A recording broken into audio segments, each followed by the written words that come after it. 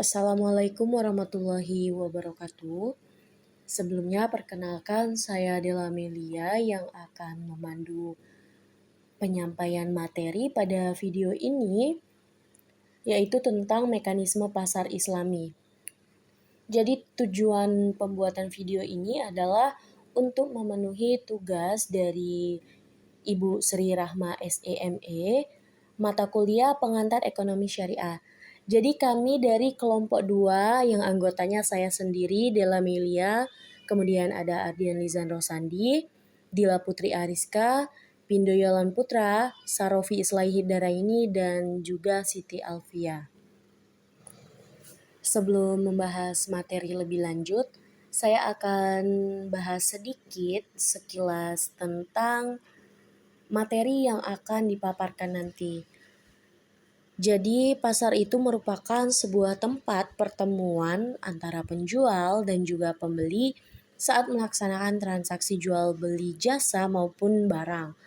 Nah, kegiatan jual beli di pasar ini berfungsi sangat penting karena aktivitas jual beli itu salah satu aktivitas perekonomian yang terakreditasi dalam agama Islam. Islam sendiri merupakan agama yang sempurna karena apa?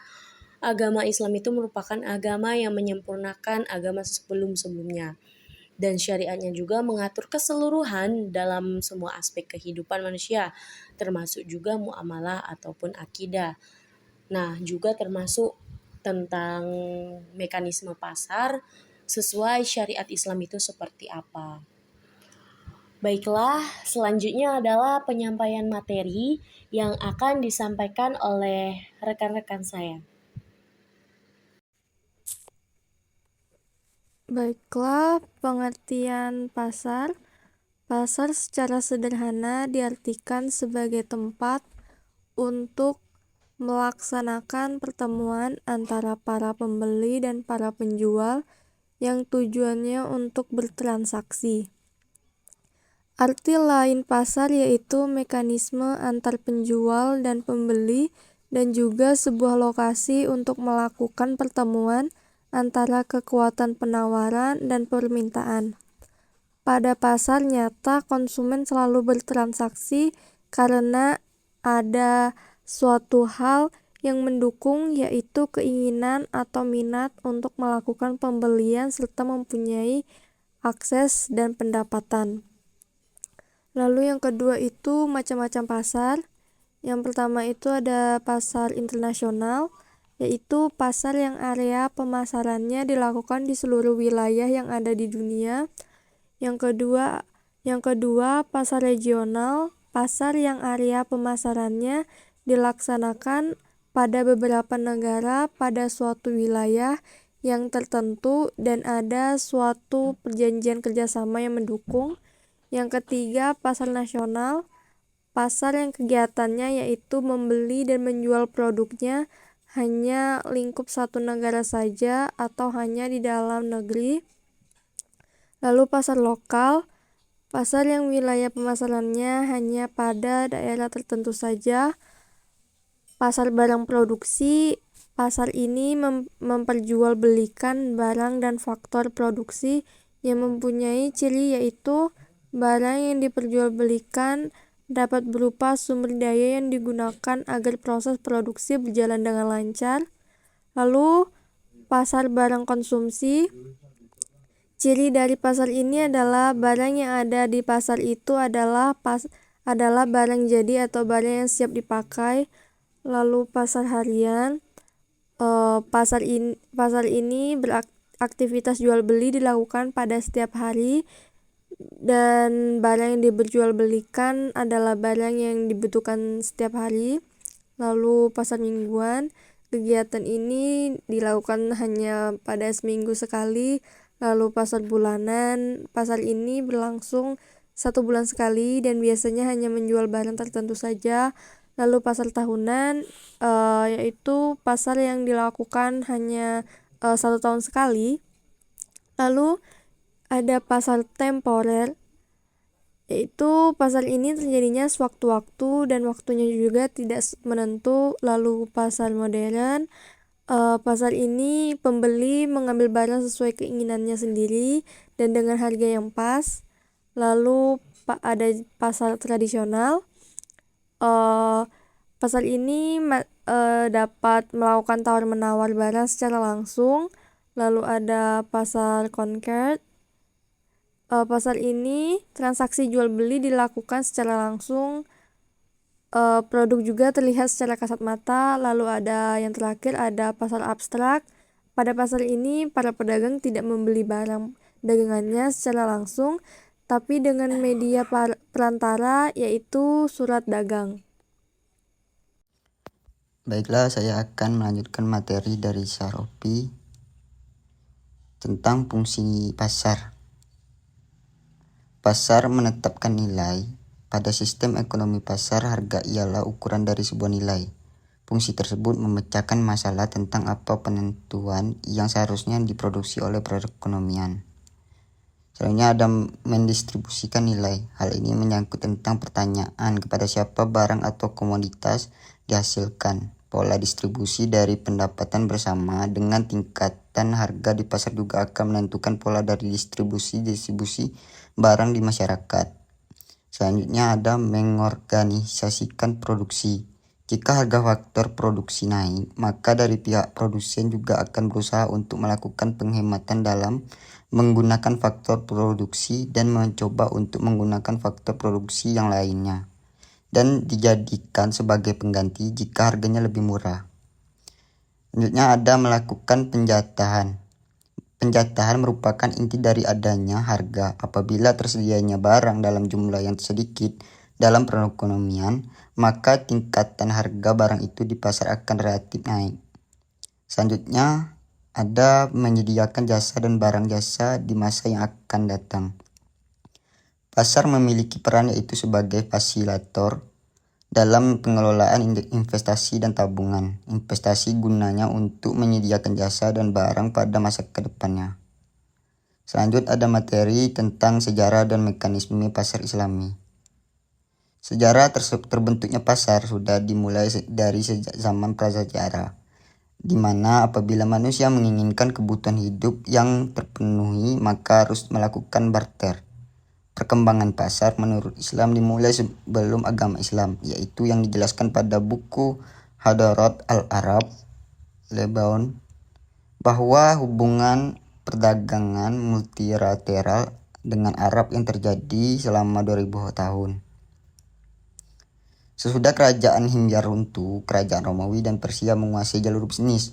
Lalu Mekah menjadi lokasi perpindahan dari pusat perdagangan negara Arab. Di Mekah sendiri ada beberapa pasar yang digunakan untuk lokasi pertukaran dari barang-barang milik saudagar yang berasal dari Syam, Mesir, Asia Tengah, Irak, India, Persia, Ethiopia, dan Romawi. Nabi Muhammad SAW sebagai pendiri pasar Islam pertama bagi umat Islam di tahun 622 Masehi, yang saat itu juga diturunkannya wahyu yang pertama. Lalu agama Islam berkembang di Madinah, Mekah, dan negeri Arab. Sesudah negara Islam selesai didirikan, Nabi dengan segera membangun Masjid Nabawi yang berguna sebagai pusat dan melakukan aktivitas orang Islam. Nabi Muhammad SAW tidak menetapkan harga suatu barang di pasar. Alasannya yaitu menetapkan harga adalah suatu tindakan kezaliman. Nabi Muhammad SAW mengatakan bahwa jika seseorang menetapkan harga itu sendiri, ia diibaratkan seperti orang yang ingkar, dan jika seseorang yang menjual barangnya sesuai dengan harga yang sudah berlaku di pasar, hal itu diibaratkan seperti orang yang sedang berjihad. Sikap Rasulullah tentang tidak adanya penetapan harga di pasar meskipun harga suatu barang menawar yang dilakukan secara alami dan didasarkan atas suka sama suka. Pada masa sahabat-sahabat Nabi, mekanisme pasar juga masih tetap sama dengan saat Nabi, yaitu orang bebas untuk masuk dan keluar pasar. Dalam hal pengawasan pasar, para sahabat juga menugaskan seorang yang menjadi pengawas pasar dan tempatkan masing-masing pasar, tujuannya agar tidak terganggunya persaingan sempurna. Dengan adanya mekanisme pasar Islami, menjadi umat Islam pada puncak kejayaannya secara agama, budaya, dan ekonomi. Sehingga saat itu banyak yang memberikan sebutan masyarakat madani. Yang kelima, prinsip pasar dalam Islam. Prinsip pasar dalam Islam terbagi menjadi 4, yaitu yang pertama ada persaingan yang sehat. Pada mekanisme pasar bekerjanya akan terhambat apabila terjadi monopoli atau penimbunan. Yang kedua, keterbukaan dan keadilan. Implementasi pelaksanaan pada prinsip ini adalah ketika melakukan transaksi selalu dituntut berlaku yang benar pada pengungkapan kehendak dan sesuai dengan keadaan yang sesungguhnya pula. Yang ketiga, ada arida, ialah semua transaksi yang ada di pasar harus berdasarkan rela di antara pihak satu dengan yang lain. Yang keempat, ada kejujuran, sebuah pilar yang penting pada agama Islam karena kejujuran merupakan sebutan dari kebenaran itu sendiri. Lanjut, yang keenam, distorsi pasar perspektif Islam. Rekayasa permintaan dan penawaran. Bai najasi atau distorsi permintaan. Bai najsi atau yang dinamakan distorsi permintaan merupakan sebuah transaksi haram dikarenakan orang yang menjual sudah bekerja sama dengan pihak lain supaya memberi pujian pada barang-barang yang sedang ditawarkan dengan harga yang lebih tinggi. B. Ihtikar atau distorsi penawaran. Ihtikar itu yang sering diartikan penimbunan atau monopoli. Ihtikar itu yang sebenarnya tidak selalu sama dengan monopoli. Islam membolehkan bagi siapapun yang ingin berbisnis dan tidak mempedulikan apakah dia termasuk satu-satunya pihak penjual yang monopoli ataukah ada dari penjual yang lain. Yang tidak diperbolehkan ialah ihtikar yang merupakan tindakan pengembalian keuntungan berada di atas keuntungan yang normal menggunakan cara menjual barang yang lebih sedikit untuk sebuah harga yang lebih tinggi. Selanjutnya ada tadlis. Tadlis di sini juga terbagi menjadi 4 bagian.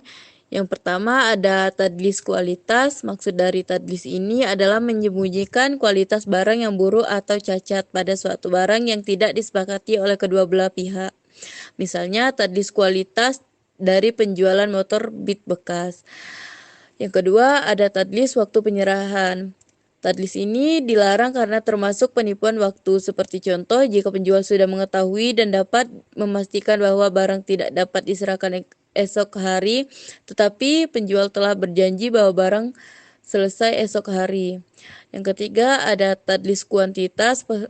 Peristiwa ini terjadi ketika hanya ada salah satu pihak saja yang mengetahui adanya penipuan. Seperti contoh, seorang penjual mengurangi takaran pada barang yang dijual sedangkan pembeli tidak mengetahuinya.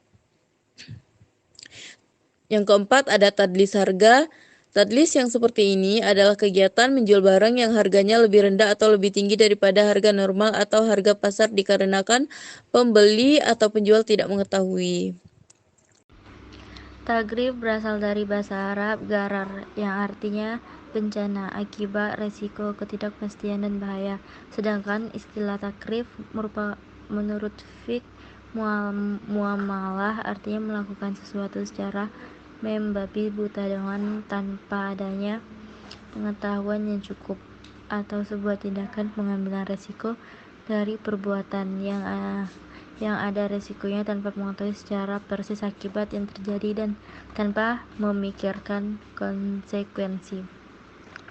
Regulasi harta. Regulasi harta adalah pengaturan terhadap harga-harga barang yang dilakukan oleh pemerintah. Regulasi ini bertujuan untuk memelihara kejujuran dan kemungkinan penduduk memenuhi kebutuhan pokok serta keadilan antara pembagian pihak yang melakukan transaksi. Kritik ekonomi Islam atas konsep pasar kapitalisme. Menurut Sri Edi Swasono dalam bukunya Menegakkan Ideologi Pancasila, Daulat Rakyat versus Daulat Pasar, dinyatakan bahwa pasar adalah suatu mekanisme lelangan belaka yang kuat.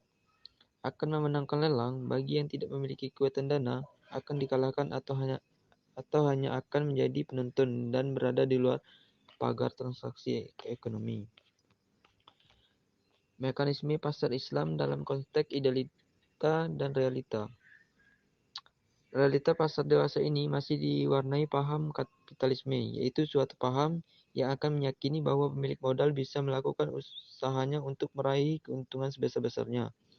Demi prinsip tersebut, maka pemerintah tidak dapat melakukan intervensi pasar guna keuntungan bersama. Konsep Islam menegaskan bahwa pasar harus berdiri di atas prinsip persaingan bebas. Namun demikian, bukan berarti kebebasan tersebut berlaku mutlak. Akan tetapi, kebebasan yang dibungkus oleh syariah dalam Islam, ketika dalam kegiatan ekonomi, harus sesuai syariah, berlandaskan iman pada Allah Subhanahu wa Ta'ala dan Rasul-Nya. Tujuannya adalah untuk mencapai kebahagiaan dunia dan akhirat melalui suatu tata aturan yang baik dan terhormat, serta selalu menjaga asas keseimbangan antara dimensi material dan spiritual, serta individual dan sosial. Baiklah, selesai sudah penyampaian materi tadi tentang mekanisme pasar Islami. Semoga video ini dapat bermanfaat dan juga menambah wawasan, khususnya teman-teman semua, juga kami sebagai pemateri. Saya Della Melia mewakili teman-teman kelompok 2 mengucapkan terima kasih dan semoga video ini bermanfaat. Wassalamualaikum warahmatullahi wabarakatuh.